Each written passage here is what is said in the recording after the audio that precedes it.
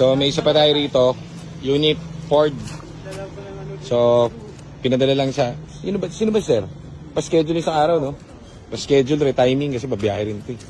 Kaso, naamoy ni Aljong bago pa buksan yung hood. Ayan, merong beta drone. Pasintabi sa mga kumakain. So, medyo matrabaho to kasi PMS to. Then at the same time, huhugasan. Huhugasan to, kailangan hugasan ang makina nito. Marumi ang makina. Narumi ang makina. So, yan lang, paparetiming natin to kay Kuya Edu. Retiming natin to Tapos, PMS ba to? PMS. Papa PMS. Pero, tanggalin muna natin yung pupu.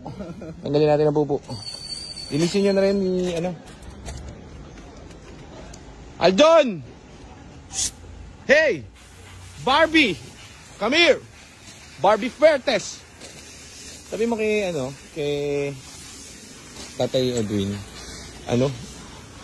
kumuha na isang resistor block. Palitan mo na to.